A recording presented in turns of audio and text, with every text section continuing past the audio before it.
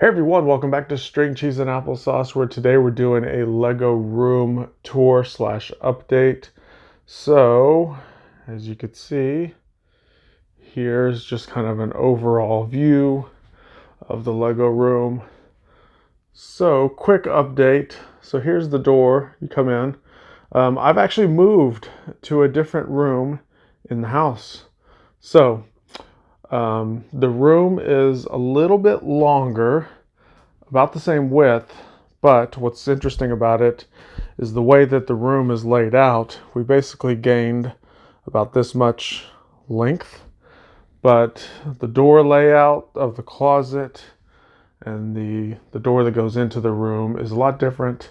So it allowed me to lay out all of my cabinets a lot differently, and I gained a ton more space.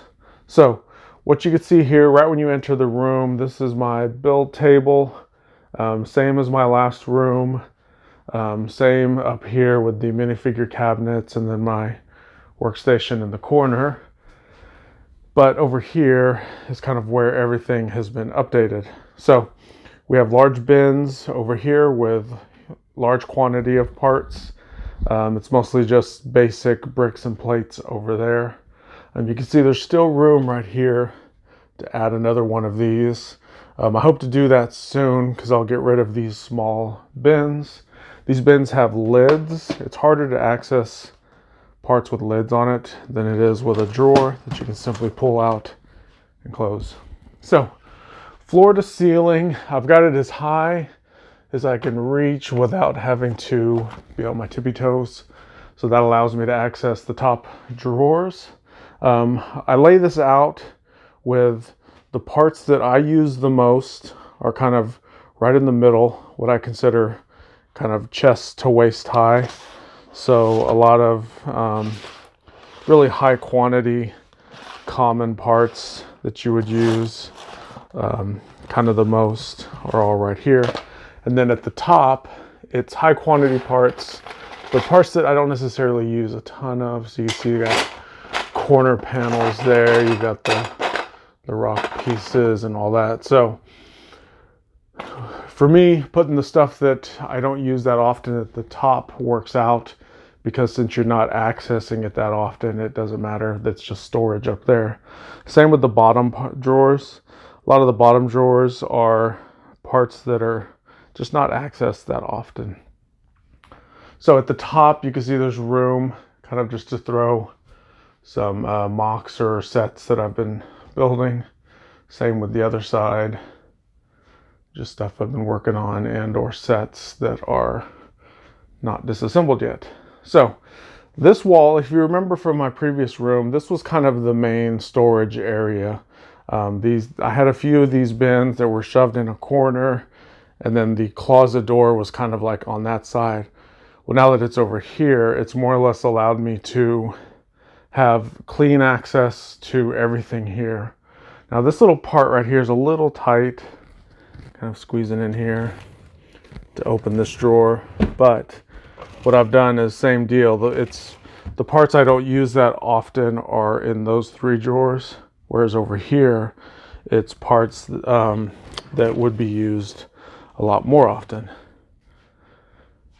So in the drawers here, this is my main storage and access point, because it has all of my basic plates, bricks, masonry profile bricks, all of my tiles, all of my bars and clips and slopes. Everything is basically on this wall. So this is my go-to wall. This is my secondary wall that I go to, and then the drawers have larger stuff in them. So that's not much has changed there. So we won't go through all the drawers, but just to give you an idea in case you missed my previous tour, when you open one of these, you can see it's these little divided compartments, and then it's got, you know, the sorted parts. This one just happens to be wedge plates.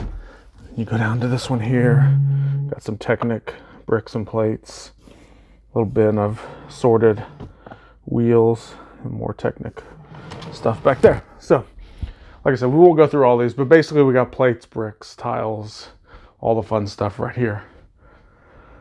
I do have a few of these small bead tray type things. This is all minifigure accessories. So swords, hammers, brushes. There's a whole couple bins of just horns and little spiky things.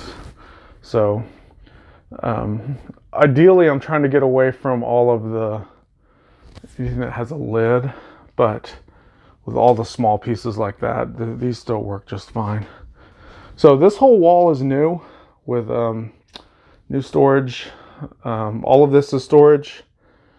Table we'll talk about in a minute. But this is nice because these are extra big, bigger than those. So you can see here is about 2 width of one of those other ones. So everything in here is all Technic.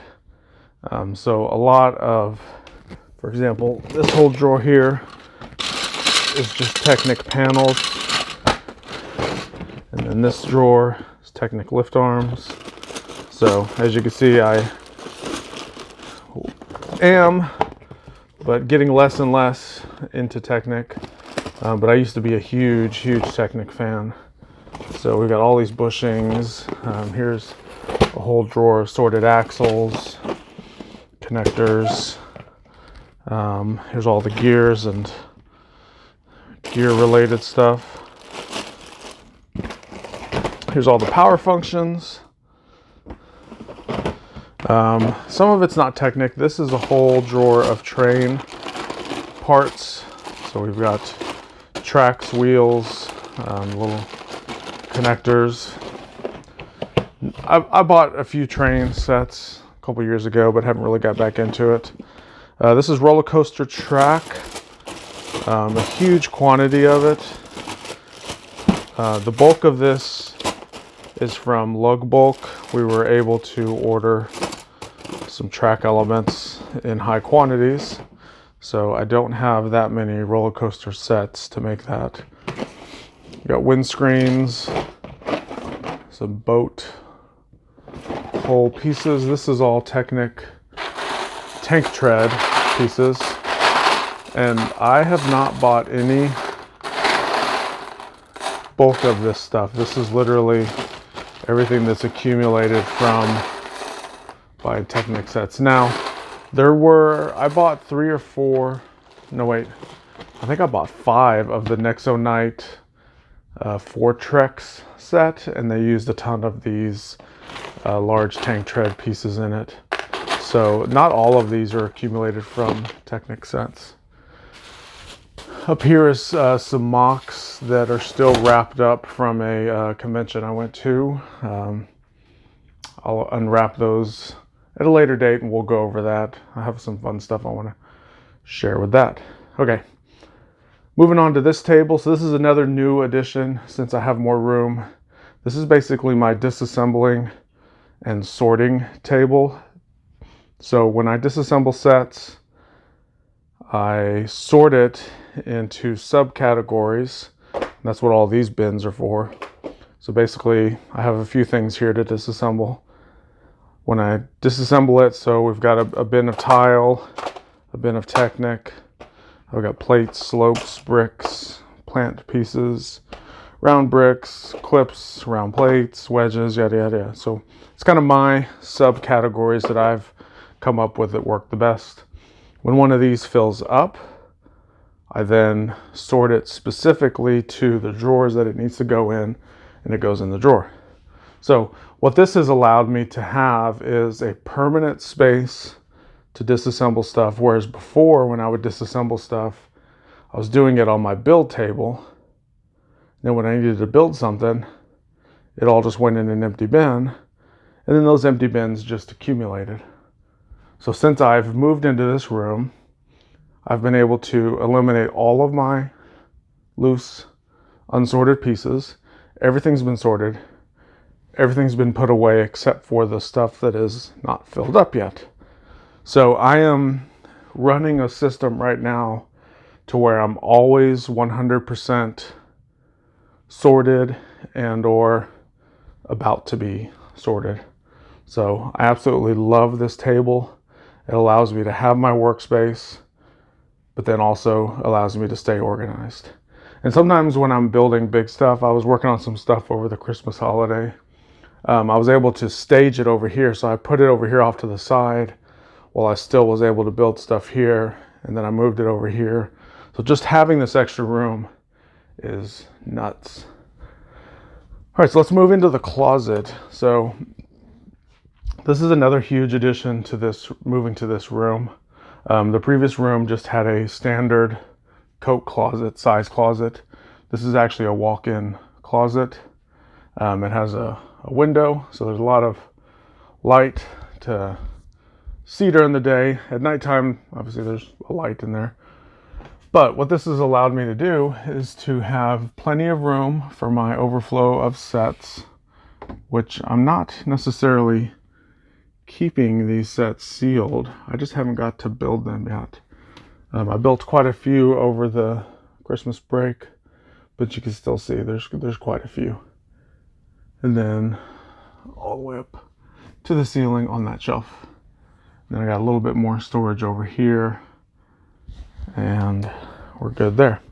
So here's bins of mocks. So everything here on the left is stuff that has gone to or will be going to conventions whenever those are back up and running again. Then I've got bins of minifigures, bins of wheels and tires, and then some overflow Technic down there. So these bins go all the way to the back of the closet. So it's basically 2 deep, full of bins. On the back side, what you can't see, there's a couple bins of like my Lego Winter Village stuff that comes out around the holidays, and then there's a bin of the what we use to decorate around Halloween time. So it's a lot of Monster Fighters type stuff. So stuff that I don't necessarily need access to but once a year. So I'll just pull out all these bins and access it and then put these right back. So having all of this is huge because in my old room, a lot of these bins were kind of out scattered in front of everything else. And it made for not a lot of room. So I've gained a ton of room with that. If you've ever watched my first Lego sorting and storing video, I used a lot of those Stanley storage boxes for my storing. Now I've expanded to needing all of this. But with that being said, I do still have a handful of those hanging around for minifigure heads and bodies, small random one-off pieces that don't necessarily fit a category over here, but they just need a place to live, so they live in there. And then these little bins here, I've got animals, so alligators, cows, horses, basically your whole range of animals. And then I have dinosaurs, so all of the Jurassic World sets that have been coming out and the old dinos sets, basically all of dinosaur figures are all in those little bins. So once again, it's stuff that I'm probably not going to access very often, so I don't mind them being in the bins with a lid, versus when I'm building with bricks and stuff, I need access to them, so just quickly pulling out a drawer is the best way to access those particular parts. So if I was building dinos every single day, then obviously I would put those in a drawer, but they're just stored away for when I need them. Okay, so the workstation, like I said, nothing has changed here other than I have a lot more space because I have this staging space to put over there, and I can do all my building and then computer stuff over there. So that is it. That is the Lego room update tour. Hope you guys liked it. Put a comment down below. Let me know your thoughts. I know last time I did one of these, someone had made a comment about, let's see here, like for example, this drawer. These are 1x clips. So I've got the gray clips and then multicolored clips. But someone had made a comment that you should get rid of all the bags, because you open the drawer, then you still have to get a bag. I have started to do that with a lot of the drawers, but you can see there's still some. Like for example, this drawer, most of it is these inverted tiles, but there's still some stuff. So I could potentially dump out all of the inverted tiles just in this drawer and then move these bags to a different drawer. And I don't know. The thing with organizing Lego is it's always a work in progress. It's like once you think you've got a system down, a drawer fills up, and then you've got to reevaluate what's what and what you need to make adjustments to. I do have a few empty drawers. You see I have this one here, and then there's two over here. Those kind of just happen. I purposely made this one empty when I laid out all these plates, because plates seem to fill up really quick, and you can see this one doesn't really have much in it, but I purposely left a few empty for expansion. Kind of same there. I need to reevaluate what I need to expand into there. All right, so this video is going on way too long. Thanks again for watching. Comments, questions, leave them down below, and we will see you in the next video.